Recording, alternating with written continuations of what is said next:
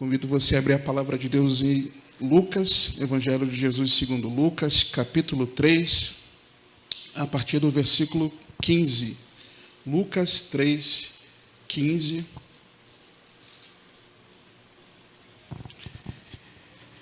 E diz assim, a santa e poderosa palavra de Deus.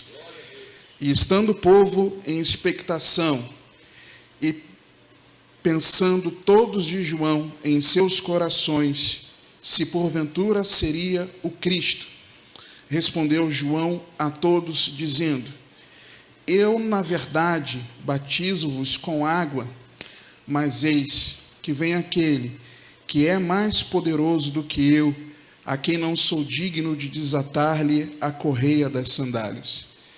Esse vos batizará no Espírito Santo e no fogo. Ele tem a pá na sua mão, e limpará a sua eira, e ajuntará o trigo no seu celeiro, mas queimará a palha com fogo que nunca se apaga. Assim também, admoestando muitas outras coisas, anunciava o Evangelho ao povo. Amém? Só até aí. Meus irmãos, quando eu recebi o convite para trazer essa palavra hoje, era próximo ao dia em que eu fiz a meditação bíblica, seguindo o plano de leitura bíblica, em cima desse texto. E algumas coisas me chamaram a atenção nesse texto, especialmente porque eu me dei conta, lendo os versículos iniciais do capítulo, de que João, o Batista, ele foi alguém que exerceu uma missão confiada a ele de pregar o Evangelho, mas para que ele fizesse isso, ele não fazia parte de um sistema.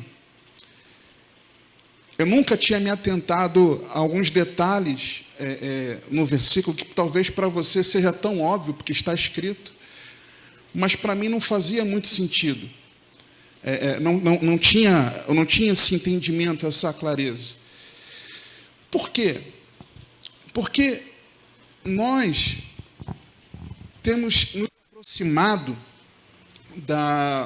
do contexto de igreja, desse contexto nosso eclesiástico, nós temos nos aproximado daquilo que é a nossa comunidade de fé, os irmãos aqui.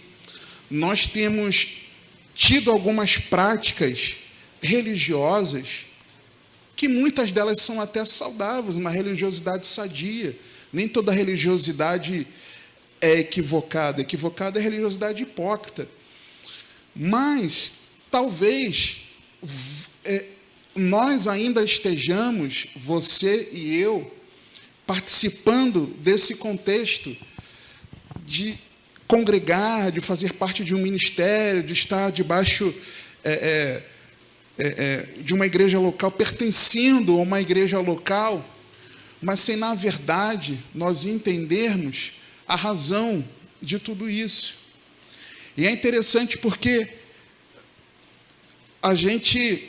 eu falo por mim, pessoalmente, falarei mais disso à frente, eu demorei 15 anos para compreender o Evangelho. 15 anos. 15 anos. Já consagrado ao ministério pastoral, já atuando aqui, mas ainda eu não havia compreendido o Evangelho. E aí, eu não sei que mensagem que você ouviu e te atraiu para esse contexto da igreja. Muitos eu estou conhecendo agora, os rostos agora, outros irmãos eu conheço já há vários anos. Mas eu não sei o que te atraiu a participar de uma igreja. Eu não sei se foi porque você ouviu uma mensagem de algo te prometendo alguma coisa aqui nessa terra. Eu não sei se você ouviu uma mensagem, talvez, que fez com que os seus olhos brilhassem para que você enxergasse a solução de um problema que você estivesse passando, vivendo, e nós passamos por problemas.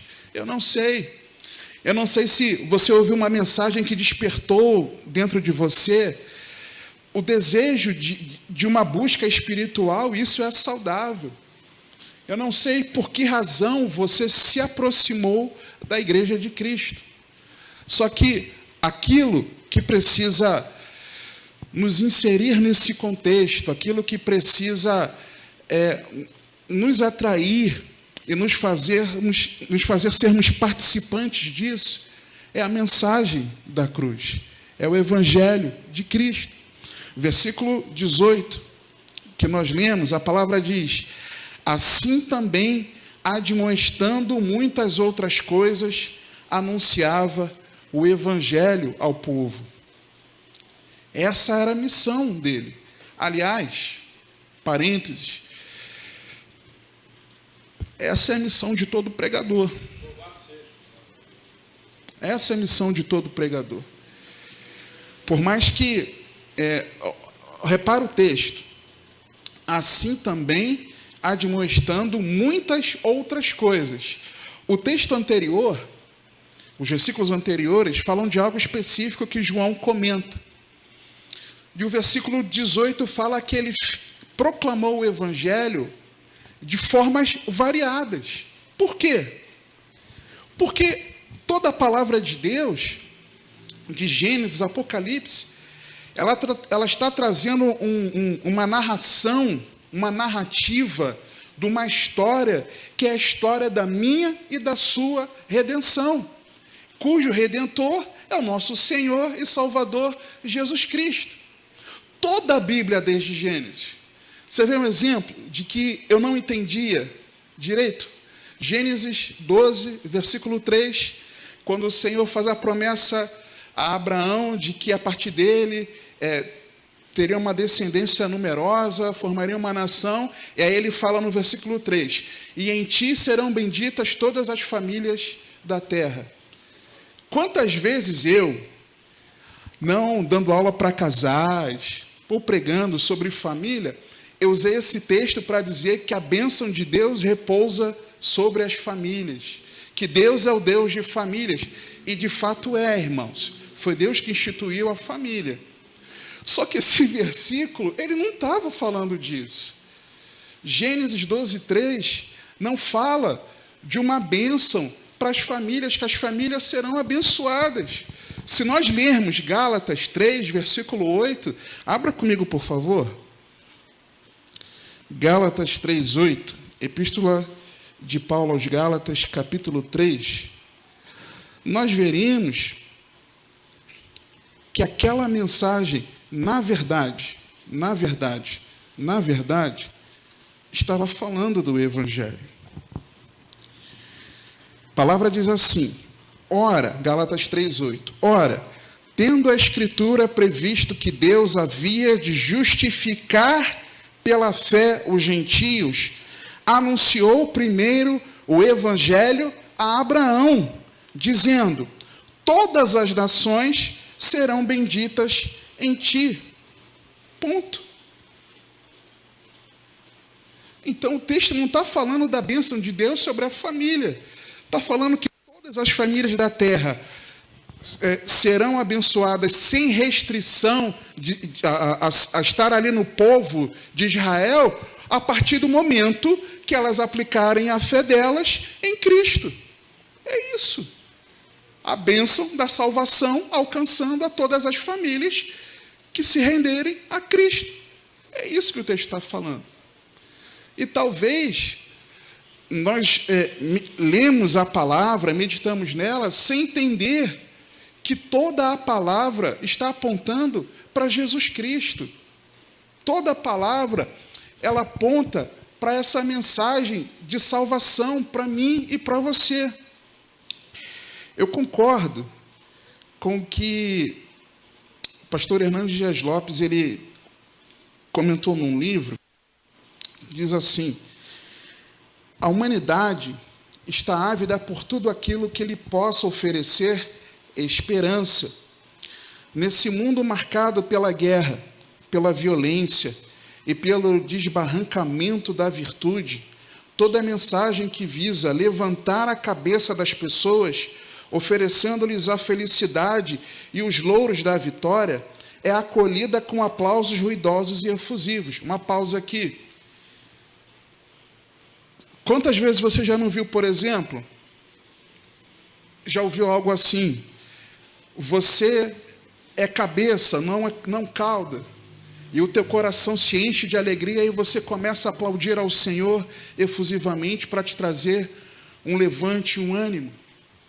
Quantas vezes você escuta assim, você tem alguém enfermo na família, talvez com Covid-19, todos nós estamos passando por isso no mundo, e de repente você ouve uma palavra de um servo de Deus, íntegro, sincero, uma mulher de Deus, uma pessoa de oração, e a pessoa fala assim para você: não, fique em paz, já deu tudo certo, essa pessoa está curada. O Espírito Santo revelou isso? Se o Espírito Santo revelou isso, amém. Você está sendo boca de Deus naquilo que o Espírito Santo trouxe a revelação. Mas será que todas as pessoas que adoecem, por exemplo, de Covid, será que todas as pessoas serão curadas? Não. Talvez algum familiar seu, um amigo, não sei se alguém aqui na igreja Enviar acabou perdendo a vida por causa de Covid, não sei se aconteceu, não. Graças a Deus por isso. Mas nós conhecemos pessoas que morreram, partiram. E aí? Deu tudo certo para essa pessoa? Se ela estava em Cristo, deu tudo certo, porque agora ela está no paraíso, para a glória de Deus. Mas se nós ouvimos esse tipo de coisa, e o nosso coração se alegra com isso, e nós não nos alegramos com a mensagem de que Jesus, Ele se fez homem mortal no meu e no teu lugar, morrendo naquele madeiro, naquela cruz, nascendo sem pecado, vivendo sem pecado, morrendo sem pecado, por causa dos nossos pecados, morrendo no nosso lugar. Se essa mensagem, ela não traz o mesmo tipo de aplauso, se não traz a mesma alegria, o mesmo gozo, o mesmo júbilo, irmãos, tem algo muito errado com a gente. Tem algo muito errado. Se uma palavra profética te anima, mas você saber que você foi resgatado das trevas não te anima, me desculpa, você precisa nascer de novo. Então, nós precisamos entender que por mais que o Senhor seja aquele que cuida de nós, que Ele nos abençoa, sabe, que cuida dos seus filhos, irmãos, pelo amor de Deus, nós precisamos compreender e viver o Evangelho de Cristo. Nós precisamos compreender essa mensagem. Deixa eu fechar aqui o parênteses. Continuando o texto. Está na moda hoje o homem pensar que ele é uma miniatura de Deus e que todas as leis do sucesso estão latentes no próprio homem. Basta fazer cócegas no seu íntimo e acordá-lo como um gigante. O homem moderno, de fato, é um prodígio. Conquistou no campo da ciência e da tecnologia vitórias estupendas. As vacinas são a prova disso.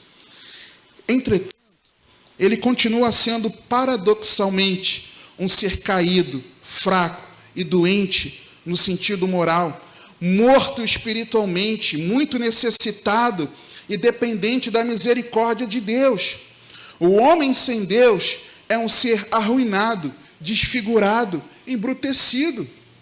Você e eu. Cada um de nós. Cada um de nós. Os princípios do sucesso genuíno não estão escondidos no tesouro do coração humano. Pelo contrário, esse coração corrupto e enganador é a fonte de toda a desgraça que avilta e destrói a raça humana. Fecha aspas. Irmãos, nós precisamos compreender o que Romanos 1, 16 e 17 nos diz. Porque não me envergonho do Evangelho de Cristo, pois é o poder de Deus para a salvação de todo aquele que crê, primeiro do judeu e também do grego, porque nele se descobre a justiça de Deus de fé em fé, como está escrito, mas o justo viverá pela fé. O evangelho é o poder de Deus. E talvez você ou eu observemos um milagre. A minha filha é o fruto de um milagre. Eu era estéril. E eu já sabia disso. Mas Deus resolveu, pela sua infinita misericórdia, operar esse milagre e nos abençoar com a Ana Beatriz. Só que o poder de Deus manifesto na minha esterilidade, me curando para que eu gerasse filhos, irmãos, isso não pode despertar em mim alegria maior de que saber que o poder de Deus, na minha salvação, na salvação de todo aquele que crê, é maior, irmãos. O evangelho é o poder de Deus para a salvação. E não tem poder maior de uma pessoa que estava perdida, longe de Deus, arruinada no pecado, nas drogas, no vício, distante de Deus, numa prática de vida totalmente longe do Senhor. Não tem maior milagre do que do evangelho raiar no coração dessa pessoa e Deus fazer dessa pessoa uma nova criatura. Não existe maior milagre. Não existe maior expressão do poder de Deus. A humanidade, irmãos, você e eu, que fazemos parte dessa humanidade caída, nós precisamos da pregação do evangelho.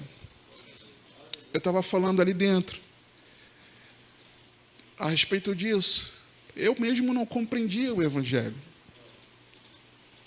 A humanidade precisa do evangelho. Essa é a melhor notícia, que não se trata dos cuidados da vida terrena, mas trata da salvação da minha e da tua alma, querido. Se trata da nossa salvação. O evangelho não é moldado ao mundo, não é fonte de lucro, não favorece uma vida desregrada. Não é só vitória. Não tem aquele irmão? E aí, irmão? Puxa, é bênção, só vitória. Irmãos, desde quando a vida do servo de Deus é só vitória? Pelo amor de Deus. Tem sofrimento na vida cristã. Não se engane. Não é centrado no homem. Você não é o centro do coração de Deus. Eu não sou. O evangelho é a boa notícia de que você pode viver sob um novo governo, o reino de Deus. Antes, nós andávamos segundo o curso desse mundo, Efésios capítulo 2. Andávamos segundo a inclinação da nossa carne. Nós andávamos segundo o príncipe das potestades do ar. Nós éramos escravos da nossa carne, das trevas e do mundo. Era isso que governava a nossa vida e nós nos colocávamos debaixo em servidão. Nós éramos escravos do pecado. Mas o evangelho de Deus é a boa notícia de que hoje você pode viver sob um novo governo. É você ter a condição, não é de você deixar de pecar porque você não deve, mas porque você ama o Senhor, e hoje o Filho de Deus te libertou, você tem condição de fechar a porta na cara da tentação e dizer: não, eu não vou pecar, não é porque eu não devo, mas é porque eu amo o Senhor e eu não quero.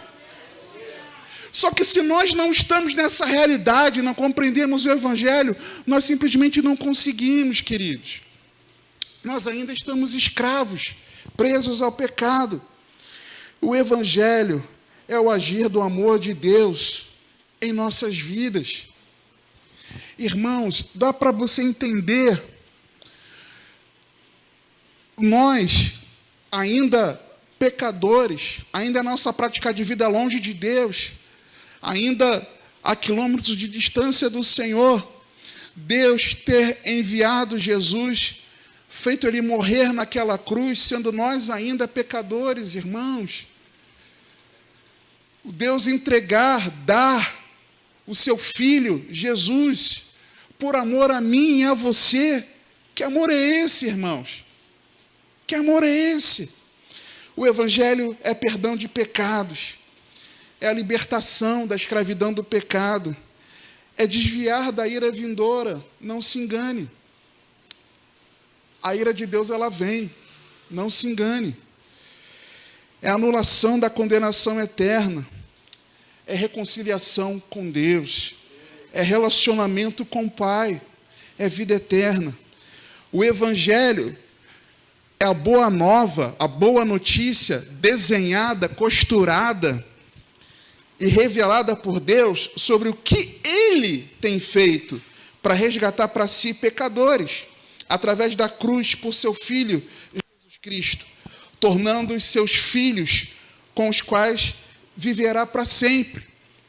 O Evangelho é sobre Jesus, a salvação. O Evangelho é sobre Cristo, o Messias, que por todas as Escrituras foi prometido por Deus. O Evangelho é sobre o Filho de Deus. É interessante a frase que o senhor falou comigo, né? Daquela oração, Jesus, Filho do Deus vivo. É sobre o Filho do Deus vivo, o unigênito do Pai, em quem devemos ter fé. O Evangelho é Jesus, queridos, o nosso Senhor e Salvador pessoal para sempre.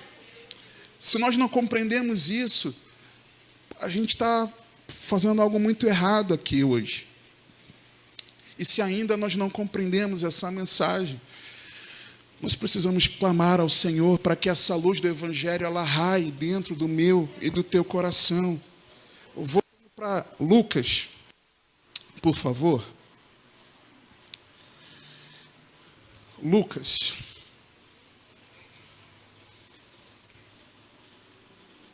Ainda bem que eu perguntei quanto tempo que eu tinha antes, né? Por quê? Lucas, no capítulo 1, vou falar um pouquinho do contexto do livro rapidamente. Lucas 1.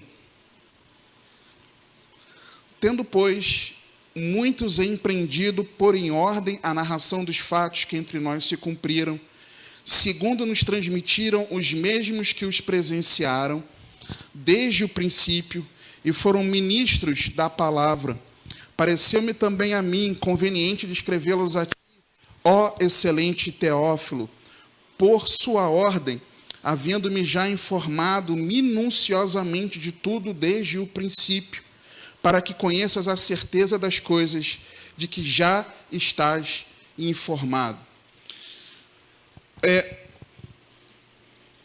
Por aquilo que está escrito aqui diretamente, nós entendemos que o Evangelho ele foi escrito como num teor de uma carta para trazer uma explicação minuciosa, detalhada, completa a respeito de fatos que haviam acontecido, havia testemunhas disso, e o amigo, vamos dizer assim, o destinatário do Evangelho, o Teófilo, muitos creem que realmente era uma pessoa, um homem, até um homem próspero, que ouviu falar sobre Jesus e queria ter certeza a respeito daquilo que ele ouvia falado.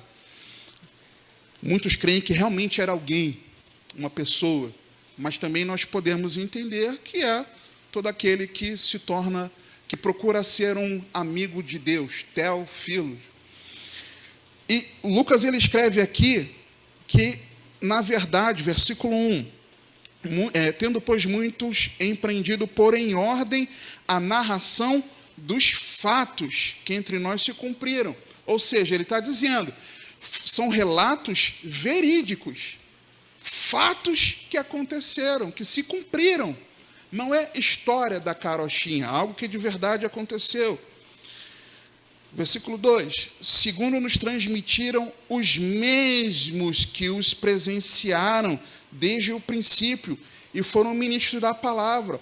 Ou seja, tudo aquilo que eu vou relatar a partir de agora, ó Teófilo, é algo que é fidedigno, é digno de crédito, porque teve testemunha disso. Versículo 3, ele continua, pareceu-me também a mim conveniente descrevê-los a ti, ó excelente Teófilo. Ou seja, eu vou descrever, eu vou expor para você o que aconteceu. E, de verdade, o Evangelho de Lucas é o Evangelho que tem... É o Evangelho que traz o maior número de parábolas, que traz parábolas que nós não encontramos nos demais evangelhos, como, por exemplo, do filho pródigo e outras mais.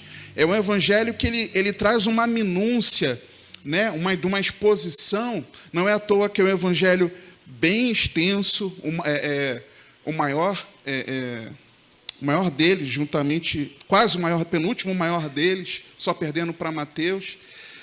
Diferente de Marcos, que é um resumo, só tem 16 capítulos, é algo bem detalhado, bem exposto, por sua ordem, havendo-me já informado minuciosamente, detalhezinhos que ele queria trazer ali, de tudo desde o princípio.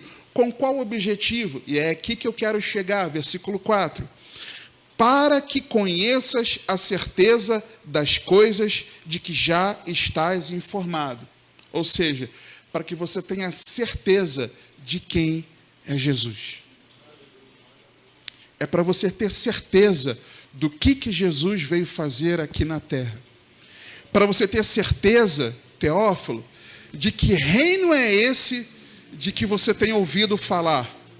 É para que você tenha convicção a respeito de tudo isso. No mesmo capítulo 1, nós vemos aqui um pouco da história da família de João. Versículo 5. Existiu no tempo de Herodes, rei da Judéia, certo sacerdote chamado Zacarias, da ordem de Abias, e cuja mulher era das filhas de Arão, e o seu nome era Isabel. E eram ambos justos perante Deus, andando sem repreensão em todos os mandamentos e preceitos do Senhor. Ou seja, João era filho de um sacerdote e filho de uma mulher da linhagem da família de Arão. E não apenas eles, vamos dizer assim, eles tinham uma linhagem puro sangue, digamos assim, daqueles que serviam ao Senhor, como, na verdade, o texto diz que eles eram justos perante Deus, andando sem repreensão em todos os mandamentos e preceitos do Senhor. Eles eram crentes de verdade. Não é apenas que Zacarias era sacerdote de ofício, ele era servo de Deus, na verdade. Ou seja, contextualizando para os nossos dias, João nasceu, entre aspas, muitas aspas, num berço evangélico, em que, de verdade, a família dele vivia para a glória de Deus. Versículo 7. E não tinham filhos, porque Isabel era estéril, e ambos eram avançados em idade. E aconteceu que, exercendo ele o sacerdócio diante de Deus, na ordem da sua turma, segundo o costume sacerdotal, coube-lhe em sorte entrar no templo do Senhor para oferecer o incenso. Naquela época, eram em torno de um pouco mais de cerca de 20 mil sacerdotes, cerca de 20 mil sacerdotes, organizados em 24 ordens, em 24 turmas. E, além das tarefas básicas do cotidiano, de 2 em 2 semanas é que eles acabavam servindo, os sacerdotes, naquilo que lhes cabia no exercício do ministério sacerdotal. Só que isso que nós encontramos aqui no versículo 9, versículos 8 e 9, de que coube-lhe em sorte entrar no templo do Senhor para oferecer o incenso, era algo, se algum dentre os cerca de 20 mil sacerdotes conseguisse fazer, ele só conseguia uma vez na vida. Porque você imagina, 20 mil sacerdotes, até girando as turmas, dentro de cada turma até chegar a vez de alguém. Nem todos poderiam, na vida inteira, oferecer incenso. Então, quando a Bíblia narra aqui especificamente, Lucas faz questão de trazer esse detalhe, de Zacarias sendo escolhido para ele oferecer era a chance da vida de Zacarias, irmãos. Era o dia dele de servir ao Senhor. Era algo que nem todo mundo tinha a honra e o privilégio de oferecer, mas Zacarias ele teve o privilégio de oferecer. E nesse momento, talvez num dos dias mais felizes da vida de Zacarias, apesar da tristeza dele, por ele ainda não ser pai, ele ouve de Deus, através de um anjo, que ele seria pai, que a oração dele havia sido ouvida. Ele orava por um filho. Ele orava para que a sua esposa fosse curada da esterilidade. E aquela tristeza que ele tinha não o impediu de servir a Deus, ele servia ao Senhor. Mas nesse dia, no dia mais importante do ministério sacerdotal dele, o Senhor trouxe a resposta para ele de que ele seria pai. Versículo 10 em diante nos traz essa narrativa. Versículo 15, vou dar um salto para ganhar tempo. Versículo 15, Lucas 1. A partir do 13, né? Mas o anjo lhe disse: Zacarias, não temas, porque a tua oração foi ouvida, e Isabel, tua mulher, te dará à luz um filho, e chamarás o seu nome João, e terás prazer e alegria, e muitos se alegrarão no seu nascimento, porque será grande diante do Senhor, e não beberá vinho, nem bebida forte, e será cheio do Espírito Santo, já desde o ventre de sua mãe, e converterá muitos dos filhos de Israel ao Senhor seu Deus, e irá diante dele no espírito e poder de Elias, para converter os corações dos pais aos filhos, e os rebeldes à prudência dos justos, com o fim de preparar ao Senhor um povo bem disposto. Ou seja, teu filho vai nascer, a tua oração foi respondida. Ele vai ser motivo de grande alegria para você. E vou te dizer o seguinte, ele vai carregar uma missão importantíssima. Uma palavra, desde o ventre, antes de João estar no ventre da sua mãe. Uma palavra de Deus para ele. Por exemplo, Malaquias 4, versículos 5 e 6, comenta a respeito disso. Eis que eu vos enviarei o profeta Elias, antes que venha o grande e terrível dia do Senhor. Que dia é esse? O dia do derramar da ira de Deus, que vai se manifestar. Jesus Cristo está às portas. Antes que venha o grande e terrível dia do Senhor.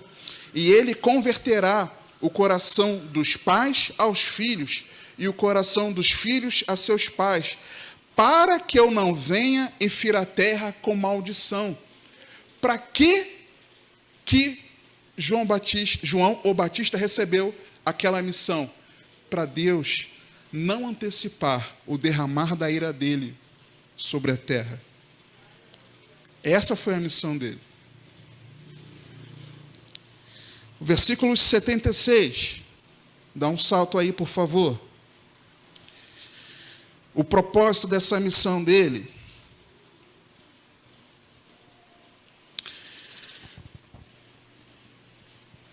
Zacarias recebe a boa notícia de que ele seria pai.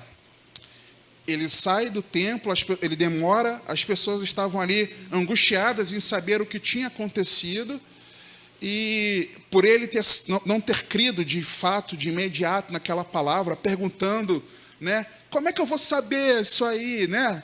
Tipo, Deus está falando, um exemplo, você lê a palavra de Deus, a palavra te instrui a que você tem que perdoar. Aí você dá uma desentendido. Como é que eu vou saber se eu tenho que perdoar aquela pessoa que me magoou no trabalho? Né? Você dá uma desentendido. Foi o caso de Zacarias ali. E por causa disso, o anjo você vai ficar mudinho por causa disso, até que o filho nasce. E aí vem a notícia, Isabel concebe. Depois vem o anúncio do nascimento de Jesus, de como aconteceria. O anjo avisa a Maria que Isabel também estava grávida.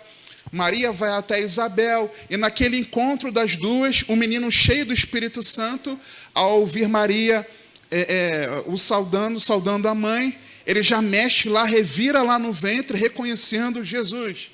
Naquele mesmo instante, o que acontece com Isabel? Ela é cheia do Espírito Santo. João já era cheio do Espírito Santo desde o ventre. Ela ali é cheia do Espírito Santo, tem o cântico de Maria. E aí nasce o menino. Quando o menino nasce, perguntam para a família qual era o nome, qual seria o nome dele. Vai ser Zacarias, então, porque o pai se chama Zacarias. E a mãe, não, o nome dele vai ser João. E eles, não, que absurdo. Como é que pode? Ninguém da família se chama João, como é que ele vai se chamar João? E aí manda chamar o pai.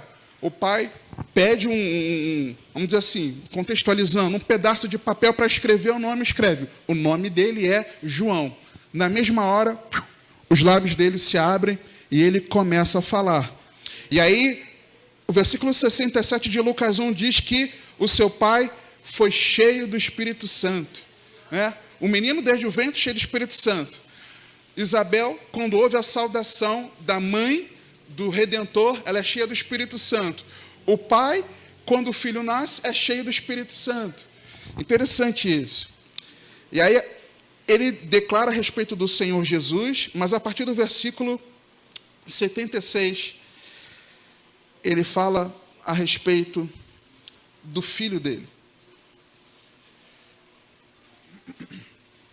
E tu, ó menino, serás chamado profeta do Altíssimo, porque hás de ir ante a face do Senhor a preparar os seus caminhos, para dar ao seu povo conhecimento da salvação na remissão dos seus pecados. Uma pausa. Para que ele viria? Qual era a missão? O propósito da missão de João o Batista, aquele que batizava, por isso que é o Batista. Qual era o propósito? Era dar ao povo conhecimento da salvação, ou seja, pregar o Evangelho. E na remissão dos seus pecados, pregando arrependimento de pecados, pelas entranhas da misericórdia do nosso Deus, ou seja, não é mérito nosso, é dom de Deus, é pela graça, por meio da fé, é dom de Deus, é um presente. Deus deu o seu Filho unigênito, para que todo aquele que nele crê não pereça, mas tenha vida eterna, com que o Oriente do Alto nos visitou, para iluminar aos que estão assentados em trevas e na sombra da morte, a fim de dirigir os nossos pés pelo caminho da paz, a fim de conduzir a nossa vida no caminho até a eternidade. Então, esse era o propósito da missão de João. Versículo 80, a palavra diz que o menino crescia e se robustecia em espírito, e esteve nos desertos, até o dia em que havia de mostrar-se a Israel. Mas espera aí, tem algo que já começa a soar um pouco estranho. Não sei se começou estranho para você. Para mim, já começa a soar um pouco estranho. E esteve nos desertos até o dia em que havia de mostrar-se a Israel. João não era filho de Zacarias? Zacarias não era sacerdote? Os sacerdotes, eles não... A linhagem não seguia de pai para filho. Todos aqueles que nascessem não deveriam, na linhagem sacerdotal, também não deveriam ser sacerdotes. Por que João foi para o deserto, irmãos? Você está entendendo? Ele tinha que ser também, né, dentro dos trâmites legais, vamos dizer assim, ele deveria também ser um sacerdote, mas ele estava no deserto até o dia que havia de mostrar-se a Israel. João, ele era consciente dessa missão. Por exemplo, João, Evangelho de Jesus segundo João, capítulo 1, João 1, ele afirma que ele sabia quem ele era. João 1, 29. João 1, 19, perdão. E este é o testemunho de João, quando os judeus mandaram de Jerusalém sacerdotes e levitas para que lhes perguntassem: quem és tu? Uma pausa. Se ele não estivesse no deserto, mas ele estivesse ali entre os sacerdotes saberiam que era ele. Mas ele não estava entre os sacerdotes. E confessou, versículo 20. E confessou, e não negou, confessou: eu não sou o Cristo. E perguntaram-lhe: então que? És tu Elias? E disse: não sou. És tu profeta? E respondeu: não. Disseram-lhe, pois: quem és? Para que demos resposta àqueles que nos enviaram, que dizes de ti mesmo? Disse: eu sou a voz do que clama no deserto.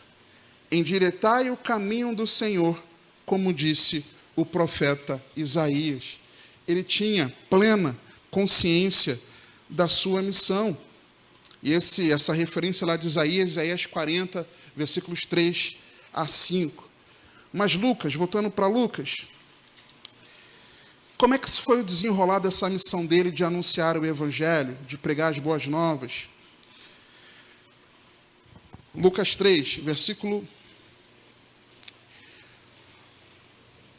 1 em diante. E no ano 15 do império de Tibério César, sendo Pôncio Pilatos presidente da Judéia, e Herodes tetrarca da Galiléia, e seu irmão Filipe tetrarca da Itureia, e da província de Traconite, e Lisânias tetrarca de Abilene, sendo Anás e Caifás sumos sacerdotes. Uma pausa. Não parece também um negócio meio estranho? Sumo sacerdote não era para ser um só? Ali era sogro e genro, dividindo ali, compartilhando do ofício que era para ser de um só. Mas vamos fechar parênteses. Veio no deserto a palavra de Deus a João, filho de Zacarias. Versículo 3. E percorreu toda a terra ao redor do Jordão. Uma pausa. Primeira característica que eu encontro aqui do ministério de pregação, a pregação de João, é que era uma pregação que ele dedicava empenho e, ao mesmo tempo, dinamismo. Por quê? A palavra diz que ele percorria a terra ao redor do Jordão. Ele percorria. Ele não ficava parado atrás de um púlpito esperando os ouvintes chegarem. Pelo contrário, ele percorria ao redor do deserto. Então, ele tinha uma dedicação, ele tinha um empenho físico a de percorrer, mas ao mesmo tempo era dinâmico. E assim eu enxergo que você e eu devemos ser, como aqueles que estão anunciando a verdade da cruz, aqueles que estão anunciando o Evangelho, aqueles que estão explicando, explanando o plano da salvação. Nós devemos ter da mesma forma um empenho, uma dedicação, mas também contar com esse dinamismo. Não era só num lugar que ele pregava. Ele percorria toda a terra ao redor do Jordão. Hoje, eu estou pregando a palavra aqui, atrás desse púlpito, aqui na sede da Igreja Enviar. Mas eu posso estar pregando o Evangelho na rua. Eu posso estar pregando o Evangelho lá no meu condomínio. Você pode estar pregando o Evangelho na sua vizinhança, na sua escola, no seu trabalho, na sua faculdade, no meio da sua família, no meio dos seus parentes. Você pode estar usando as redes sociais para pregar o Evangelho. É dinâmico. É aqui e ali. Você está entendendo? Ele percorria toda a terra ao redor do Jordão. Nós também, nessa tarefa de anunciar o Evangelho, nós precisamos usar de todos os meios disponíveis à nossa disposição. Usar o YouTube, usar o teu WhatsApp, usar as redes sociais pregando o Evangelho. Usar as formas que hoje nós temos à nossa disposição para que essa mensagem alcance o maior número de pessoas. Você está entendendo? Continuando no versículo 3. Ele fez isso, pregando o batismo de arrependimento para o perdão dos pecados. Qual é o foco da pregação? Não é pregar que vai dar tudo certo. não é pregar que a sua família vai ser restaurada, não é pregar que você vai ter sucesso, um êxito profissional, e não é nem pregar que você vai crescer ministerialmente, mas o foco da pregação precisa ser o arrependimento de pecados. É muito claro aqui. Esse era o foco da mensagem. O foco precisa preparar a igreja para a volta de Cristo. Só que, ou melhor, para o encontro com Cristo. Por que o encontro com Cristo? É perceptível para vocês, eu imagino que seja também assim como é para mim, que o retorno do Senhor está muito próximo. Eu creio que você perceba isso no que acontece no mundo, o que acontece no Brasil. Só que o Senhor Jesus, no meu entender pessoal, tá? Meu entender pessoal, volto a frisar, na palavra, o Senhor Jesus não volta em décadas. Para mim, ele volta antes de décadas. No meu entender pessoal, pela palavra, com o que tem acontecido no mundo. Mas, digamos que, se eu aqui, agora, tiver um ataque cardíaco, como é que eu vou me encontrar com o Senhor? Agora. Se eu, ao sair daqui, eu me distrair na rua interna, os carros vêm e vão, eu me distrair para me despedir dos irmãos, e de repente eu sou atropelado e bato com a cabeça. Quando é que eu vou me encontrar com o Senhor? Agora. Eu não sei se você hoje vai chegar ao fim desse dia. Eu não sei se você vai amanhecer. Eu não sei se eu vou amanhecer amanhã. E aí? Qual é o destino da nossa alma? Será que de verdade nós estamos em Cristo, amados? Qual o destino da nossa alma? Então, a pregação ela precisa ter foco na eternidade. Por exemplo, eu posso sim pregar que o Senhor restaura famílias, restaura casamentos. Eu posso pregar sim de relacionamentos restaurados. Eu posso pregar sim sobre o cuidado de Deus sobre a nossa vida. Eu posso pregar isso sim. Eu posso pregar sim que Jesus ele opera milagres.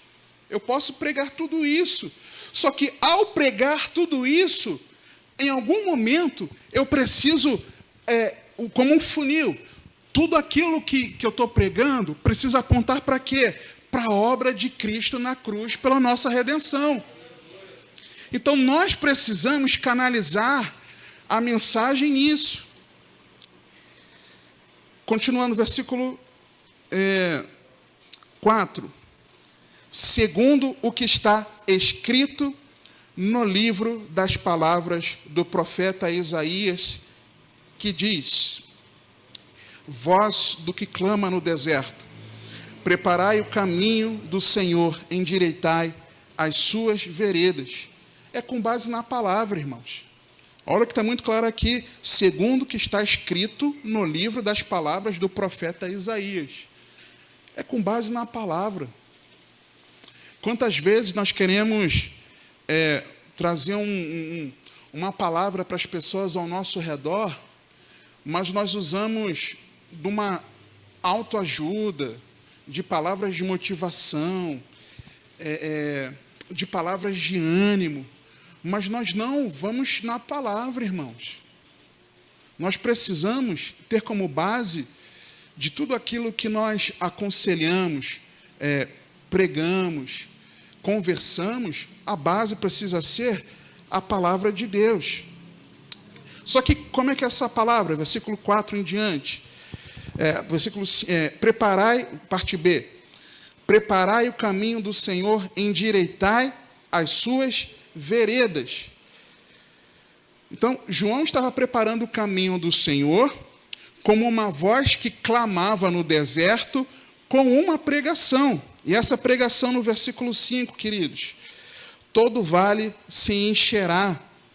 Quando eu vejo aqui todo vale se encherá, eu consigo ver que a palavra de Deus, ela completa aquilo que falta.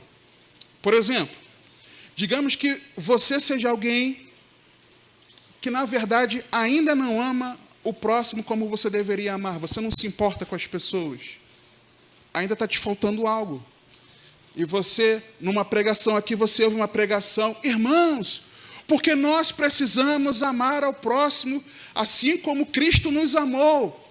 E naquele culto, naquele dia, aquela palavra faz sentido para você, algo é gerado no teu coração e você, puxa, é isso, estava faltando isso na minha vida, eu ainda não amo como eu deveria amar. Irmãos, porque você precisa compreender que você, como servo de Deus, deve andar dessa forma. E aí você, naquele dia, meu Deus, como eu nunca enxerguei isso antes. É isso que está fazendo. Exatamente essa palavra é para mim. É isso que está faltando eu viver para que eu possa. Uma das coisas, né, claro, que falta eu viver para eu honrar ao meu Senhor. E você começa a colocar aquela palavra em prática.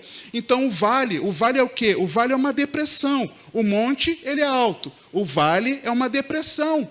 Então, quando eu vejo aqui que seria uma palavra em que todo vale se encheria, tudo aquilo que precisa ser preenchido na minha e na tua vida, toda a característica, por exemplo, do fruto do Espírito em mim e em você, que não tem sido presente, Deus, por meio da exposição da palavra de Deus, por meio da exposição do Evangelho, o Espírito Santo transforma a minha e tua vida, e aquilo que ainda nós não conseguíamos viver, nós passamos a viver. Por quê? Porque nós recebemos a poderosa palavra de Deus. Você está entendendo? Eu não consigo ainda perdoar. Então a palavra vem rasgando no teu coração, te mostrando que você ainda que você precisa perdoar, e naquele dia faz sentido para você. Eu vejo aqui também, seguindo o versículo 5, e se abaixará todo o monte e outeiro. Né? Ele abaixa o monte e outeiro, elimina o excesso. Nós muitas vezes trilhamos aqui em alguns excessos. Por exemplo, o Senhor é um Deus que nos abençoa, certo? Amém? Deus nos abençoa. Deus nos dá saúde, nos dá emprego, Deus tem cuidado de nós. Mas, digamos que você conquista algo que o Senhor te capacita no seu trabalho, abre as portas para você, e você começa a ser aquele crente que começa por vaidade a ostentar no teu status do WhatsApp, no teu Instagram, no teu Facebook, onde quer que seja. O Senhor abençoou? Abençoou. É lícito? É lícito. Mas não está demais, não? Não está precisando baixar um pouquinho a bola? Está precisando baixar. Você ajuda o próximo. Você, digamos, ajuda o morador em situação de rua. E aí você está ajudando lá. Aqui era o Missão Amor, não é isso? Lembrei bem. Missão Amor. E ali no Missão Amor, digamos que você está fazendo aquela obra e de repente eu creio que isso aqui não acontece, porque eu nunca vi, eu creio que não acontece. Mas de repente você tira uma selfie, você entregando algo para um morador em situação de rua. Não está demais, não está precisando baixar um pouco a bola. Então, eu creio nisso, que a palavra de Deus nos confronta e faz nós olharmos para dentro de nós aquilo que também está em excesso. Por exemplo, nós temos filhos, muitos de nós, e o filho precisa ser corrigido. Uma coisa é você orientar, instruir o filho e o corrigir. Outra coisa é você corrigir o filho na gritaria, aos berros. Vou dar um exemplo aqui. Ana Beatriz, para de fazer isso, esbravejando. Usando o nome aqui da nossa filha. Deveria corrigir? Deveria. Mas a gritaria não está em excesso, não. Está em excesso. E a palavra de Deus, ela vem confrontando a mim e a você, mostrando qual é o outeiro que a nossa vida está, que a gente precisa baixar a bola. A gente precisa baixar o nariz. Você está entendendo? Então, a palavra de Deus faz isso também. Enxergo aqui, continuando o texto, versículo 5. E o que é tortuoso se endireitará. Tortuoso é aquilo que tem a aparência de que é certo, mas não é certo. É igual, imagina uma parede, Eu não sou pedreiro, não entendo de obra, muito bem, ou quase nada, melhor dizendo. Mas o pedreiro, quando ele edifica tijolo a tijolo, ele pega o prumo para nivelar a parede e ver se a parede ela está reta. Eu, olhando de longe, a parede está em pé, está ótima. Não estou vendo ela fazendo nenhuma curva assim, ela está ótima. Mas se a gente for olhar, medir, ela está torta. E muitas vezes você e eu olhamos para as nossas vidas e achamos que a nossa vida está legal. Eu tenho tantos anos de evangelho. Eu tenho tantos anos que eu disse sim para Jesus, eu fui à frente no culto e disse sim para Jesus. É porque eu estou lá na igreja, eu participo dos cultos aos domingos, eu participo dos cultos do meio da semana, eu participo das atividades que a igreja tem, eu sou envolvido na obra. Na nossa ótica humana, está tudo certo, irmãos. Poxa, eu não falo palavrão, eu não fumo, eu não bebo, eu não mato, eu não roubo. Na nossa visão humana, está tudo certo. Só que, irmãos, nós precisamos olhar para dentro da nossa vida sob a ótica da palavra de Deus. A palavra de Deus, ela vem rasgando a minha e a tua vida, mostrando na verdade como é que nós estamos, qual é o nosso caráter de fato. A palavra de Deus vem fazendo isso quando o evangelho ele é exposto, quando o evangelho ele é pregado. E os caminhos escabrosos se aplanarão. Os caminhos escabrosos são aqueles caminhos que, sabe aquela coisa que está notória, que está totalmente fora do eixo? É algo assim, é evidente que está fora do eixo. E muitas vezes uma palavra amiga não resolve. Às vezes um conselho meu, de qualquer outra pessoa, não ajuda o outro. Mas a palavra do Espírito Santo vem por meio da palavra de Deus, falando para a gente, vem cá, você é cego, falando de mim, tá, irmãos? De mim, tá?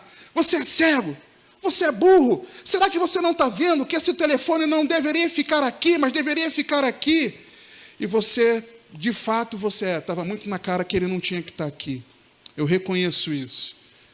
É algo que nós criávamos uma resistência. E tudo isso, versículo 6, apontando para a salvação. E toda a carne verá a salvação. Sempre apontando para Jesus Cristo. Eu só consigo ter o vale cheio, aquilo que falta em mim sendo completado. Eu só consigo que aquilo que está em excesso da minha vida seja abatido. Ou o que está tortuoso ser endireitado. O que estava fora do lugar ser colocado no lugar. Se tudo aquilo tiver uma razão de ser, porque Jesus rendeu a sua vida por amor a mim. Tudo apontando para isso. Quando essa mensagem aponta para isso, acontece o que o texto continua nos dizendo. Versículo 7. Dizia, pois, João uma multidão que saía para ser batizada por ele: raça de víboras, quem vos ensinou a fugir da ira que está para vir? Produzi, pois, frutos dignos de arrependimento. E não comeceis a dizer em vós mesmos, temos Abraão por pai, porque eu vos digo que até destas pedras pode Deus suscitar filhos a Abraão. Precisa ser um chamado ao arrependimento e à conversão. Sabe quando você e eu, nós olhamos assim, peraí, eu sou crente, eu faço parte da igreja, eu sou filho, vamos dizer assim, né? Contextualizando o filho de Abraão, eu já sou do povo de Israel, eu sou filho de Abraão porque eu nasci da descendência natural. Não, querido, não é porque você é membro de uma igreja local, não é porque você tem uma carteirinha de membro, não é porque você supostamente disse sim para Jesus, mesmo que você tenha convicção de que você disse sim para Jesus. Não é isso que configura você de fato ser um verdadeiro cristão, um verdadeiro discípulo de Cristo. Mas a sua e a minha vida precisa apresentar o quê? Fruto digno de arrependimento. E algo prático, porque no versículo 10, continuando no versículo 9, aliás, e também já está posto um machado à raiz das árvores. Toda árvore, pois, que não dá bom fruto, corta-se e lança-se no fogo. E a multidão o interrogava, dizendo, o povo entendeu o recado. João, eu entendi que eu preciso me arrepender, mas no meu caso, o que eu tenho que fazer? E eles perguntam, que faremos, pois?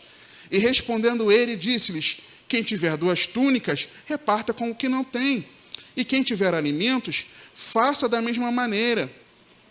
E chegaram também os publicanos para serem batizados e disseram-lhe, mestre, que devemos fazer? E ele lhes disse, não pensais mais do que vos está ordenado. E uns soldados o interrogaram também, dizendo, e nós, que faremos? E ele lhes disse, a ninguém trateis mal, nem defraudeis, e contentai-vos com o vosso soldo. E estando o povo em expectação, e pensando todos de João em seus corações, se porventura seria o Cristo, respondeu João a todos, dizendo, eu, na verdade, batizo-vos com água, mas eis que vem aquele que é mais poderoso do que eu, a quem não sou digno de desatar-lhe a correia das sandálias. Esse vos batizará com o Espírito Santo e com fogo. Ele tem a pá na sua mão, e limpará a sua eira, e ajuntará o trigo no seu celeiro, mas queimará a palha com fogo, que nunca se apaga. João demonstrou claramente que ele compreendia o Evangelho, que Jesus viria, em que, ao final, ele separaria o trigo no seu celeiro, e a palha seria queimada no fogo. Uns seriam salvos, outros seriam condenados. Ele crê no Senhor Jesus, ele consegue compreender o Evangelho, ele crê em Jesus, e ele também reconhece o seu estado indigno, quando ele diz, no versículo 16, a quem não sou digno de desatar-lhe a correia das sandálias. Ele sabia o Evangelho que ele foi ensinado. Ele cria nessa mensagem, ele cria em Jesus, e ele também se arrependia dos seus pecados. Assim você e eu, irmãos, precisamos fazer. Assim você e eu precisamos agir, compreendendo essa mensagem, a mensagem da cruz, a mensagem de salvação, de que Jesus morreu a nossa morte, para que nós hoje possamos vivermos a sua vida. Eu quero encerrar essa palavra contando um testemunho pessoal e fazendo um pedido de perdão. No ano de 2015, no segundo semestre, era um período que várias situações difíceis estavam acontecendo na minha vida.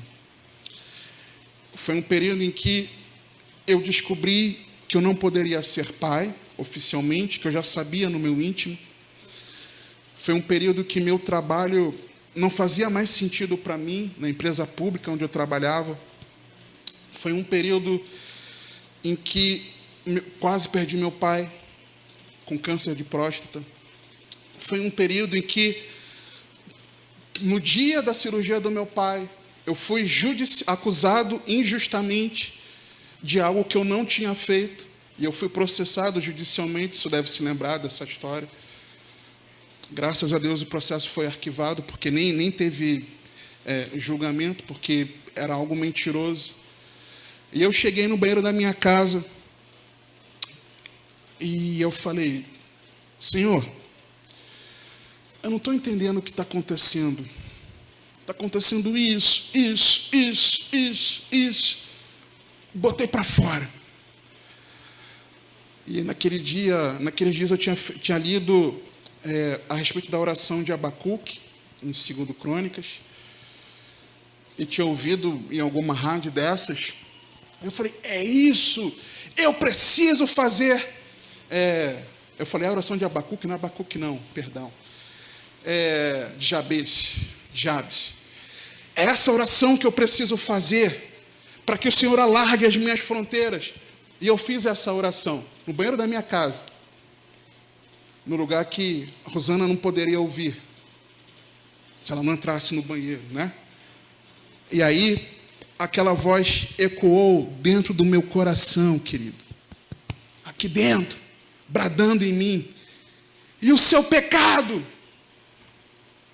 Como você tem coragem de reclamar da sua vida, pedindo que eu alargue as suas fronteiras, se você permanece na prática do pecado? Foi a partir desse momento, irmãos, segundo semestre de 2015, que eu compreendi que, de fato, Jesus havia morrido em meu lugar. Não apenas havia morrido em meu lugar para me salvar, mas que ele havia morrido em meu lugar por causa dos meus pecados. E como, queridos? Como eu poderia permanecer na prática do pecado, afrontando ao Senhor, desprezando a obra de Cristo para minha redenção, para minha salvação? Era como se eu tivesse novamente crucificando a Jesus. E a partir daquele momento eu passei a compreender o Evangelho.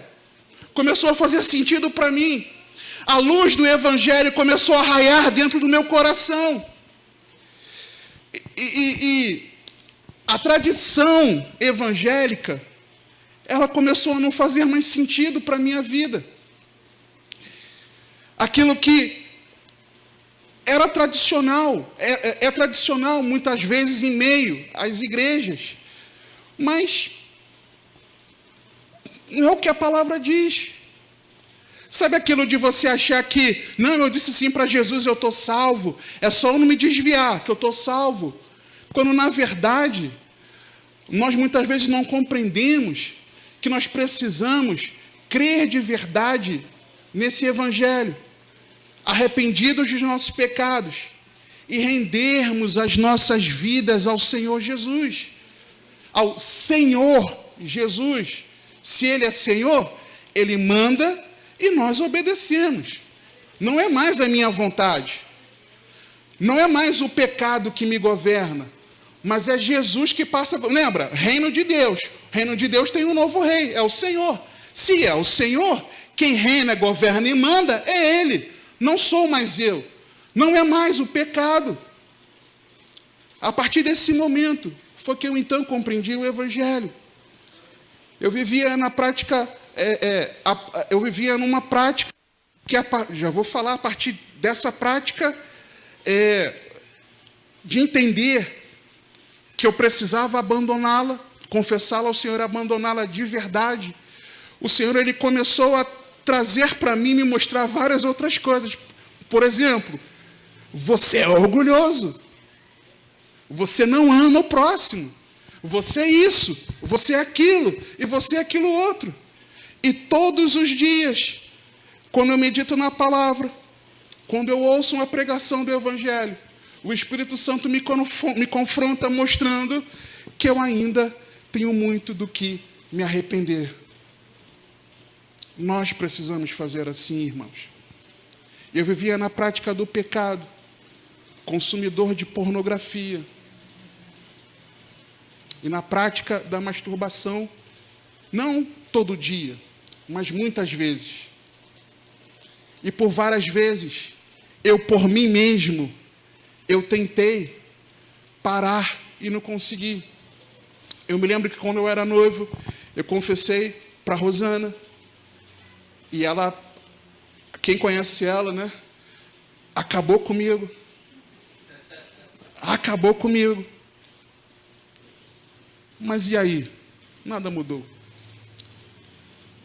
Num outro ministério que eu congregava, conversei com um dos pastores auxiliares, e ele falou assim para mim: filho, isso aí é só você mudar a sua mente.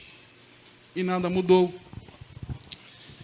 Eu me lembro uma vez, ano de 2010, no culto que teve uma palavra sobre a limpeza da noiva. Se você lembra dessa palavra, deve lembrar.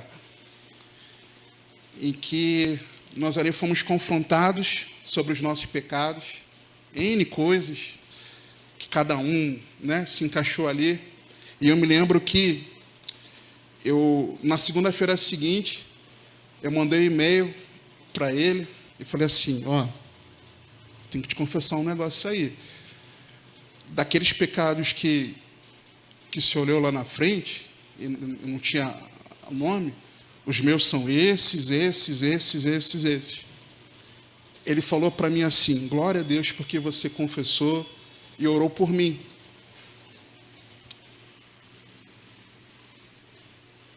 Mas eu permaneci na prática.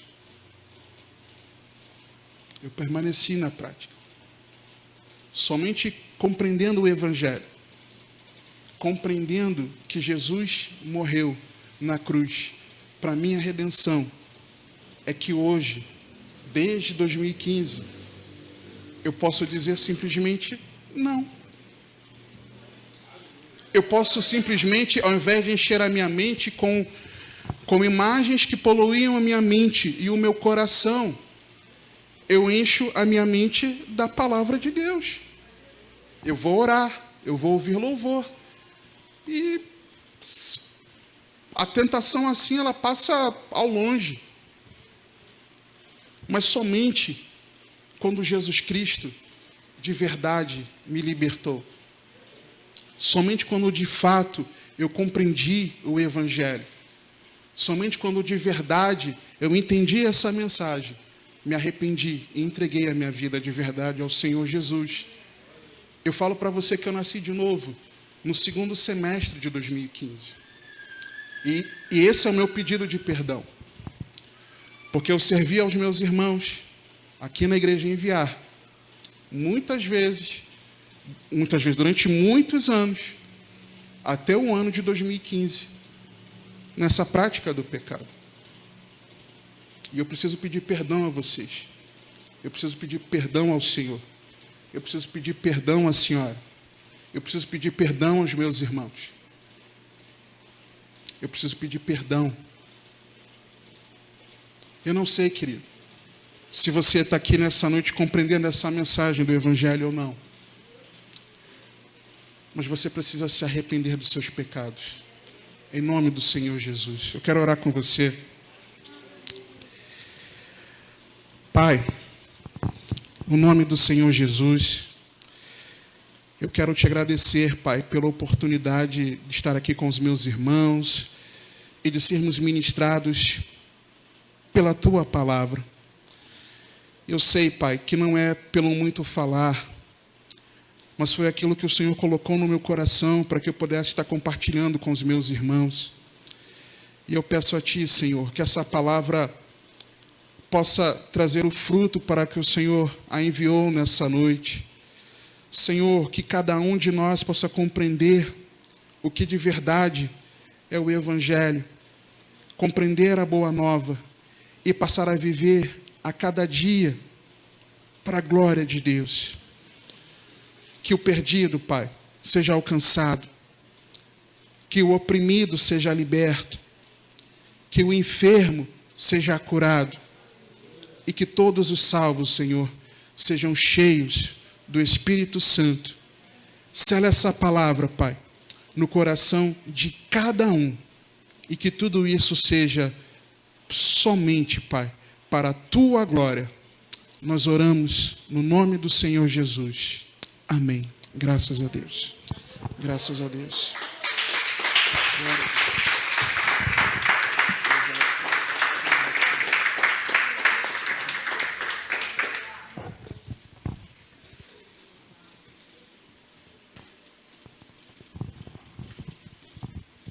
Glória a Deus. Glória a Deus. Quem foi edificado aqui? Irmãos, parece que ele estava aqui nas últimas 4 semanas, né? De tudo aquilo que tem sido pregado aqui. Ele veio trazer Deus através da vida dele, veio acrescentar demais. E eu, sinceramente, sabe como é que eu me sinto depois de ouvir tudo isso? Será que Deus precisa desenhar o que Ele quer da gente? O que mais Deus precisa fazer para a gente entender o que Ele quer da gente? Eu acho que a gente precisa aprender de uma vez por todas. Hoje é dia 1º do mês. Nós precisamos transformar nossa vida em algo melhor para Jesus. Eu louvo a Deus pela vida do pastor Geraldo, pastora Rosana. Vocês são muito queridos, amamos muito a vida de vocês. Sinta-se perdoado, não só por mim, mas por toda a igreja. Vocês, em nome de Jesus, e veio muito edificar. Deus transforma a maldição em bênção. E veio edificar demais tudo isso que está acontecendo aqui. Amém?